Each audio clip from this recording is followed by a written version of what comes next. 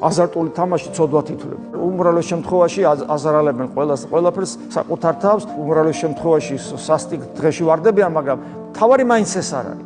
თავარი მაინც არის მოთამაშის შფოთიანი სული და გული. გესმით რა დღეში უნდა იყოს მისი შინაგანი სამყარო, როდესაც თამაშობს და ესე იგი ვერ იგებს და რა დღეშია, ხო? რა დღეშია. ამის საწინააღმდეგო მდგომარეობა ყუდროება და ვისაც თამაში უყვარს და ვერ ელევა მას, მისთვის შეუძლებელია ღმერთი უყვარდეს, იმიტომ რომ ღმერთი არის სიმყუდროვე, სიმყუდროვეში ბედნიერება.